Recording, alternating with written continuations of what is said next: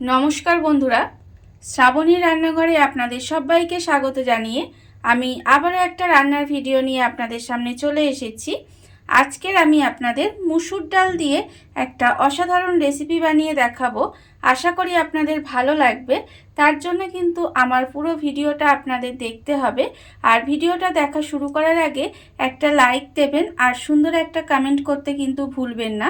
তাহলে চলুন আজকের আমি মুসুর ডাল দিয়ে কি বানাই সেটা আপনারা একবার দেখে নিন। মুসুর ডালের এই রেসিপিটা করার জন্য প্রথমে আমি এখানে দেখুন গ্যাসটা অন করে একটা কড়া বসিয়ে দিয়েছি। আর কড়ার মধ্যে দিয়েছি আমি 2 চামচ মতো সর্ষের তেল। তেলটা আমার এখানে গরম হয়ে গেছে। এইবারে আমি তেলের মধ্যে দিয়ে দেব প্রথমে অল্প সামান্য একটু গোটা জিরে ফোড়ন। ফোড়নে আমি অল্প একটু গোটা জিরে দিলাম। দিয়ে গোটা জিরেটা আমি একটু ভেজে নেব। যখন দেখব গোটা জিরেটা আমার ভাজা হয়ে গেছে তখন আমি এর মধ্যে দিয়ে দেব পেঁয়াজ। এখানে আমি একটা মাঝারি সাইজের পেঁয়াজ কুচি করে রেখেছি, সেই পেঁয়াজটা কিন্তু আমি এর মধ্যে দিয়ে দেব। পেঁয়াজটা দিয়ে এবারে আমি পেঁয়াজটাকে একটু ভেজে নেব। খুব বেশি ভাজবো না, পেঁয়াজটাকে একটু হালকা করে ভেজে নিতে হবে।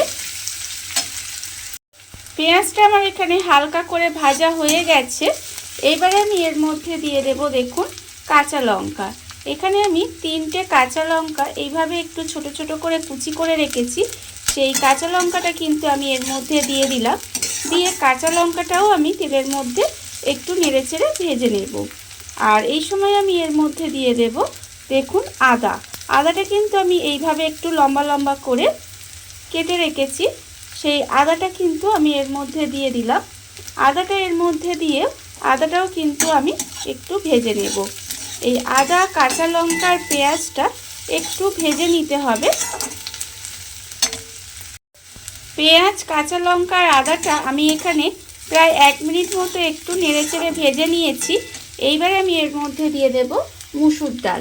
এখানে আমি দেখুন মুসুর ডালটা কিন্তু খুব ভালোভাবে ধুয়ে পরিষ্কার করে আমি 30 মিনিটের মতো ভিজিয়ে রেখে দিয়েছিলাম। তারপরে আমি জল থেকে তুলে নিয়েছি। সেই ডালটা কিন্তু আমি এর মধ্যে দিয়ে দিলাম। ডালটা এর মধ্যে দিয়ে এবারে ডালটাকেও কিন্তু একটু ভাজা ভাজা করে নেব। ডালটাকে এইভাবে একটু পেঁয়াজ আদা কাঁচা লঙ্কার সঙ্গে খুব ভালোভাবে আমি কিন্তু ডালটাকে একটু ভেজে নেব। ডালটা দিয়ে আমি কিন্তু এখানে 1 মিনিট মতো একটু ভেজে নিয়েছি। দেখুন ডালটা কিন্তু আমার এখানে ভাজা হয়ে গেছে। যখন ডালটা ভাজা হয়ে যাবে তখন আমি এর মধ্যে দিয়ে দেব আন্দাজ মতো নুন আর 1/2 চামচ হলুদের গুঁড়ো। এই নুন আর হলুদটা দিয়ে আবারও কিন্তু খুব ভালোভাবে ডালটার সঙ্গে মিশিয়ে নিতে হবে। মিশিয়ে এইভাবে আবারও কিন্তু একটু রান্না করে নেব। ডালের মধ্যে নুন আর হলুদটা দিয়ে আবারও কিন্তু আমি বেশ কিছুক্ষণের জন্য এইভাবে একটু রান্নাটা করে নিয়েছি। দেখুন এবারে কিন্তু আমি এর মধ্যে দিয়ে দেব জল। এখানে আমি খুব বেশি জল দেব না, ডালটা সেদ্ধ হওয়ার মতো কিন্তু এখানে আমায় জল দিতে হবে, যাতে ডালটা খুব ভালোভাবে সেদ্ধ হয়ে যায়। আমি এখানে এরকম একটা মাঝারি সাইজের বাটি 2 বাটি জল দিলাম। দিয়ে এবারে ডালটাকে খুব ভালোভাবে সেদ্ধ হতে দেব, যাতে ডালটা ভালোভাবে সেদ্ধ হয়ে যায়। গ্যাসটা লোতে দিয়ে আমি বেশ কিছুক্ষণ এইভাবে একটু রান্না করে নিয়েছি। এর ফলে দেখুন ডালটা কিন্তু খুব ভালোভাবে সেদ্ধ হয়ে গেছে। ডালটা আমার যখন দেখবেন সেদ্ধ হয়ে গেছে তখন কিন্তু এটাকে আমি নামিয়ে নেব আর আলাদা করে এটা একটু ঢেলে রেখে দেব। ডালটা আমি এখানে আলাদা করে ঢেলে রেখে দিয়েছি। আর আবারও কিন্তু আমি কড়াটা পরিষ্কার করে নিয়েছি। পরিষ্কার করে কড়ার মধ্যে আমি দিয়েছি 2 চামচ মতো সর্ষের তেল। এখানে আমার আবারও 2 চামচ সর্ষের তেল দিয়েছি। দিয়ে তেলটা আমার যখন গরম হয়ে যাবে তখন আমি তেলের মধ্যে দেব অল্প সামান্য একটু 5 ফোড়ন দিলাম। এবারে আমি দেব এর মধ্যে 2টো শুকনো লঙ্কা। শুকনো লঙ্কার 5 ফোড়নটা দিয়ে আমি একটু তেলের মধ্যে ভাজা ভাজা করে নেব। তারপরে আমি এর মধ্যে দিয়ে দেব রসুন কুচি।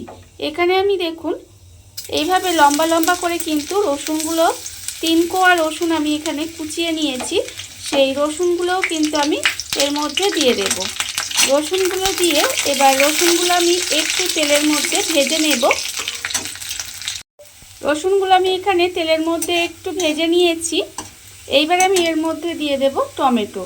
এখানে আমি একটা মাঝারি সাইজের টমেটো একটু ছোট করে কুচি করে রেখেছি, সেই টমেটোটা কিন্তু আমি এর মধ্যে দিয়ে দিলাম। টমেটোটা এর মধ্যে দিয়ে এবারে এইভাবে একটু রান্না করে নেব যাতে টমেটোটা একটু নরম হয়ে যায়। টমেটোটা দিয়ে আমি 5 মিনিট মতো একটু রান্না করে নিয়েছি। দেখুন টমেটোটা কিন্তু অনেকটাই নরম হয়ে গেছে। আমি খুন্তি দিয়ে এইভাবে একটু ঘেটে ঘেটে দিয়েছি।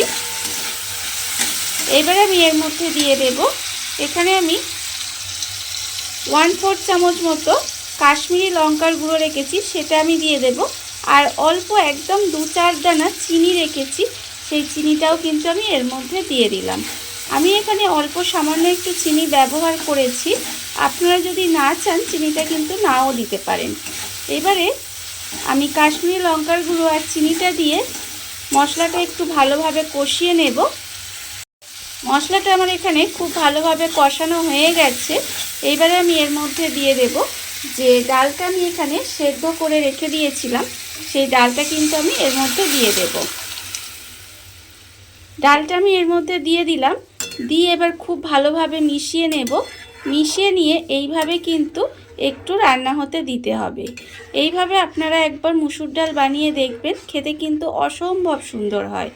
ভাত কিংবা রুটি যে কোনো কিছুর সাথেই কিন্তু খেতে খুবই ভালো লাগে। এবারে ডালটাকে আমি এইভাবে একটু রান্না হতে দেব। ডালটা আমি এখানে 5 থেকে 7 মিনিট মতো এইভাবে একটু রান্না হতে দিয়েছিলাম। দেখুন রান্নাটা কিন্তু আমার প্রায় হয়েই এসেছে।